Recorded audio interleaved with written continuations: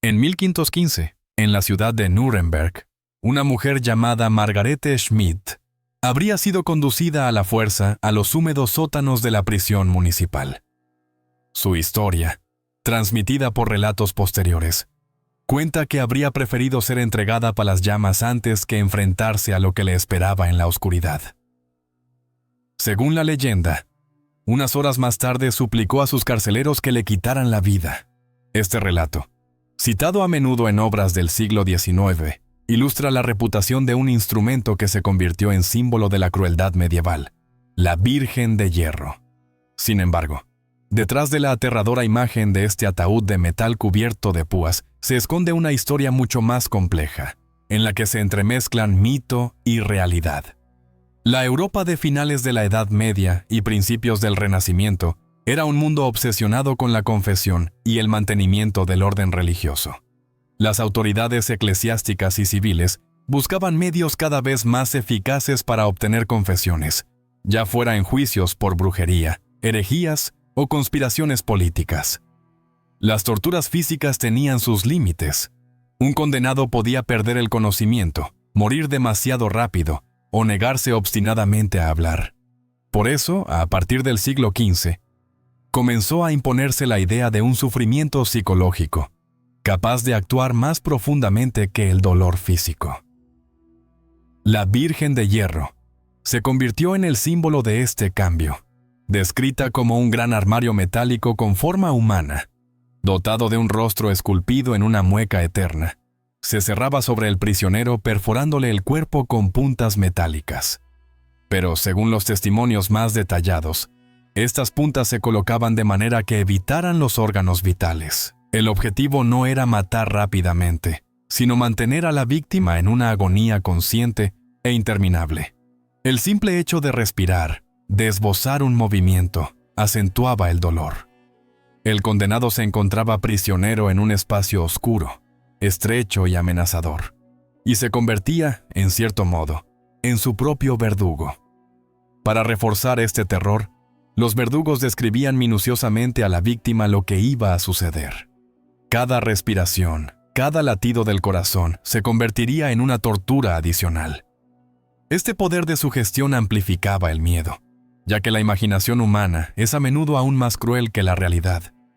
Numerosos relatos afirman que los prisioneros se derrumbaban incluso antes de que la puerta se cerrara por completo, prefiriendo confesar crímenes imaginarios antes que soportar esa espera insoportable. Llegados a este punto de nuestra exploración, permítanme hacer un breve inciso. Si estos relatos les intrigan y desean descubrir otras páginas desconocidas de la historia, les invito respetuosamente a apoyar esta iniciativa suscribiéndose al canal Historien Silencieux. Un simple comentario o un gesto de agradecimiento contribuyen enormemente a mantener viva esta memoria colectiva, y se lo agradezco sinceramente. Volvamos a la leyenda de la Virgen de Hierro.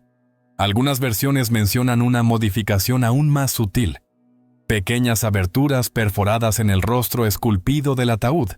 Gracias a ellas, el prisionero podía ver el exterior, el verdugo preparando sus instrumentos, otros cautivos gritando de dolor o la multitud que había acudido a presenciar su tortura. Esta semioscuridad, lejos de calmar, sumía a la víctima en un estado de desesperación total. Veía, pero no podía actuar. Oía, pero no podía protestar. Los psicólogos modernos describen este fenómeno como una forma de angustia aprendida. Cuando el individuo comprende que ninguna de sus reacciones puede cambiar su situación, cae rápidamente en una pasividad desesperada.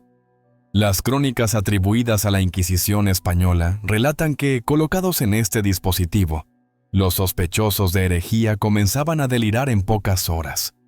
Alucinaciones, visiones de demonios o seres queridos fallecidos, confesiones incoherentes. Todo contribuía a quebrantar la resistencia moral. La paradoja es que las autoridades consideraban esto como un progreso. Dado que no se derramaba sangre ni se arrancaban miembros, se consideraba que este método era más humano. A lo largo de los siglos, la Virgen de Hierro se ha presentado como una máquina diabólicamente eficaz, capaz de silenciar a los más resistentes. Sin embargo, las investigaciones modernas invitan a una gran prudencia. Los historiadores han demostrado que muchos de estos relatos aparecieron muy tarde, a menudo en los siglos XVIII o XIX, en una época aficionada a las reconstrucciones macabras y las exposiciones de curiosidades. El famoso ejemplar de Nuremberg, destruido durante la Segunda Guerra Mundial, habría sido montado a partir de elementos medievales, y su uso habría sido muy exagerado. Esto no significa que la crueldad medieval fuera un simple mito. Las torturas existían, pero la Virgen de Hierro, tal y como la imaginamos hoy en día, servía quizás más como espectáculo que como herramienta cotidiana.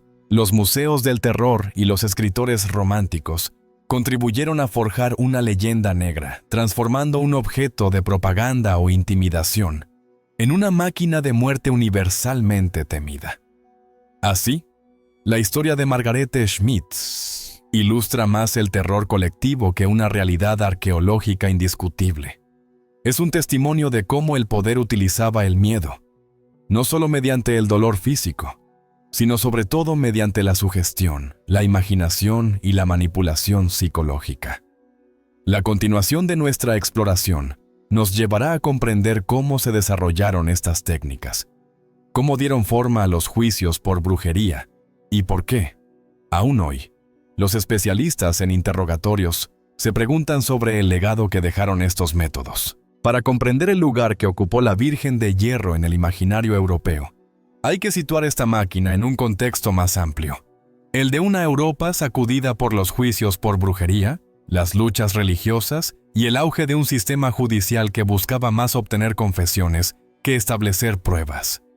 A finales del siglo XV y a lo largo del XVI, las autoridades religiosas y civiles establecieron procedimientos de interrogatorio de una eficacia temible, en los que el miedo y el aislamiento desempeñaban un papel más determinante que el dolor físico. Uno de los elementos clave era la preparación mental del prisionero. Incluso antes de cualquier simulacro de tortura, los acusados solían ser encerrados en celdas estrechas, sumidas en la oscuridad y privadas de referencias temporales. Esta privación sensorial, combinada con la perspectiva de un juicio divino y la omnipresencia de los sacerdotes o inquisidores, debilitaba considerablemente su resistencia psicológica. Cuando llegaba el momento de ser conducidos a la sala de interrogatorios, su espíritu ya estaba quebrantado por la espera y la incertidumbre. En este entorno es donde objetos como la Virgen de Hierro alcanzaban su máxima eficacia. Ni siquiera era necesario utilizarlos realmente. Bastaba con mostrarla, describir su funcionamiento, evocar el destino de otras víctimas reales o inventadas. Las crónicas tardías cuentan que algunos prisioneros se derrumbaban al oír el traqueteo de los mecanismos internos o los supuestos gemidos de otro condenado colocado en su interior.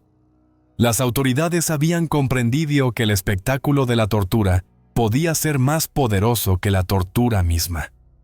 Durante los grandes juicios por brujería que marcaron Europa, especialmente en las regiones alemanas, francesas y españolas, era esencial obtener confesiones detalladas.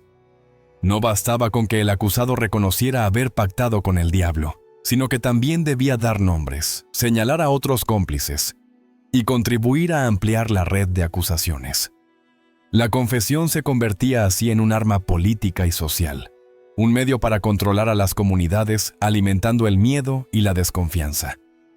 Los archivos de la Inquisición española, conservados principalmente en Toledo y Sevilla, describen sesiones de interrogatorio en las que los acusados, sometidos a condiciones de aislamiento extremo, acababan inventando relatos completos para poner fin a su tormento. Los interrogadores, muy conscientes de esta dinámica, orientaban las respuestas, reformulaban las acusaciones y consignaban las confesiones como pruebas irrefutables. En este contexto, la Virgen de Hierro no era solo una máquina, sino un instrumento al servicio de un sistema judicial basado en el terror psicológico. A partir de principios del siglo XVI, se produjo un cambio importante. Se empezaron a diseñar versiones de la Virgen de Hierro sin puntas metálicas. A primera vista, esto puede parecer una forma de suavización. En realidad, reflejaba una comprensión más profunda del funcionamiento de la mente humana. El encierro prolongado en una caja metálica hermética, en total oscuridad, con el aire justo para sobrevivir, provocaba efectos devastadores. Los prisioneros perdían rápidamente la noción del tiempo, sufrían alucinaciones auditivas y visuales, y acababan confundiendo la realidad con la imaginación. Los testimonios atribuidos a los religiosos romanos mencionan a prisioneros que, tras unas horas de encierro, comenzaban a conversar con familiares fallecidos o a ver criaturas demoníacas. En este estado de extrema fragilidad, confesaban crímenes imaginarios o proporcionaban detalles que creían sinceramente reales. Paradójicamente, la Iglesia calificaba este método de misericordioso, porque no derramaba sangre ni dejaba huellas visibles. Consideraba que daba al pecador tiempo para meditar sobre sus faltas y obtener la salvación de su alma. Pero la verdadera eficacia de estos dispositivos no residía en los pocos casos en los que se utilizaban. Residía en su reputación.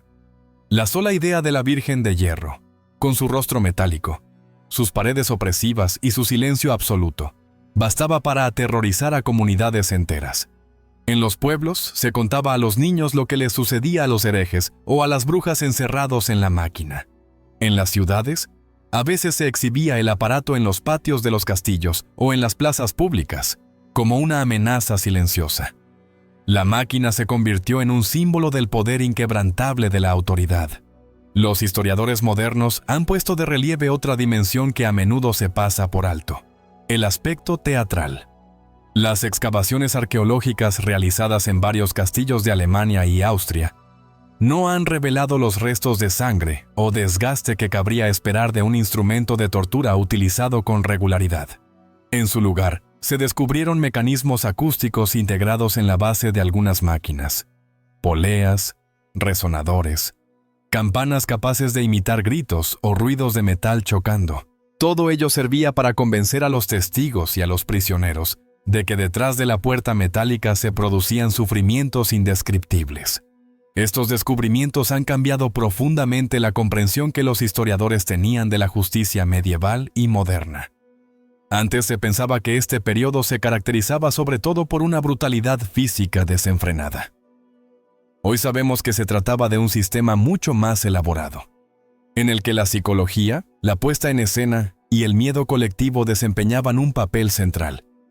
Paralelamente, estos métodos inspiraron, siglos más tarde, ciertas técnicas modernas de interrogatorio. La idea de que el miedo, el aislamiento y la manipulación mental pueden ser más eficaces que la violencia directa se refleja en los interrogatorios militares del siglo XX y en ciertas prácticas policiales contemporáneas.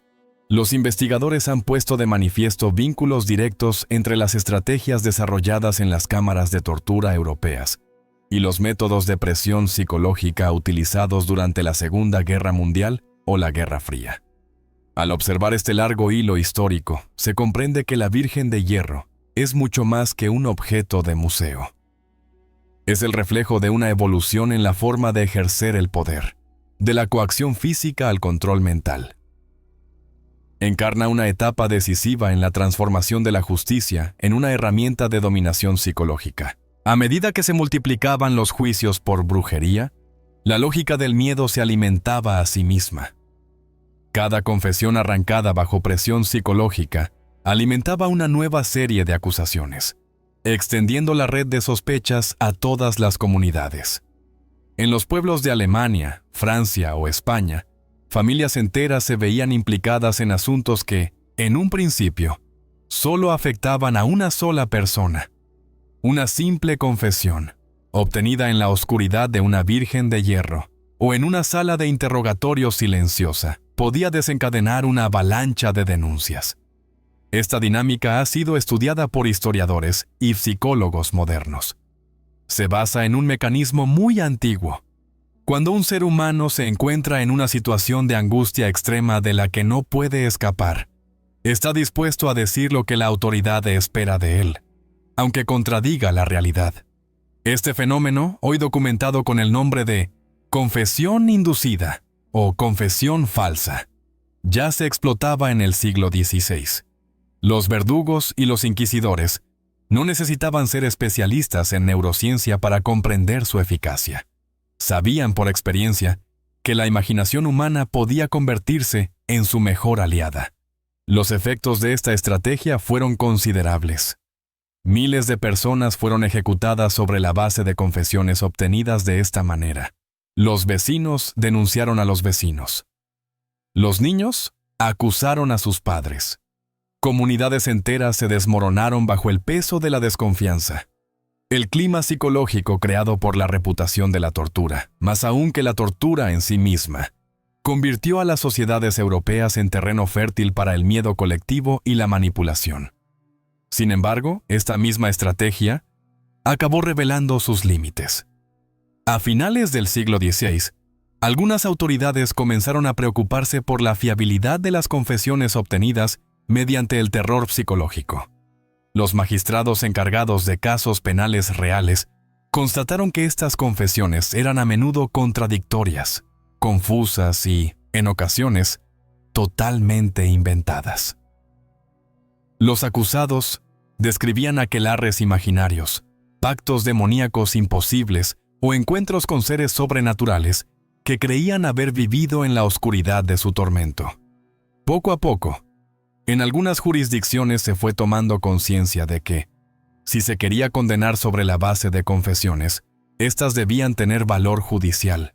La Virgen de Hierro, tanto si se utilizaba realmente como si se empleaba principalmente como herramienta de puesta en escena, perdió entonces su utilidad en los juicios. En varias regiones se empezaron a privilegiar otros métodos de investigación, menos espectaculares, pero considerados más fiables. Este cambio no supuso el fin de la tortura en Europa, pero marcó el declive de esta forma particular de manipulación psicológica como pilar central de la justicia inquisitorial. Las excavaciones arqueológicas realizadas en Nuremberg y en otros castillos de Europa Central aportaron una revelación decisiva al respecto. La mayoría de las vírgenes de hierro conservadas no presentan ningún rastro de uso real, ni sangre seca, ni marcas profundas dejadas por cuerpos en lucha, ni desgaste interno correspondiente a años de torturas repetidas. En cambio, se han descubierto ingeniosos sistemas de resonancia acústica, campanas ocultas, tubos que servían para transmitir gemidos grabados o imitados, mecanismos capaces de amplificar los ruidos metálicos para crear un ambiente aterrador. Todo apunta a que la Virgen de Hierro, lejos de ser una herramienta de tortura cotidiana, era ante todo un instrumento de persuasión.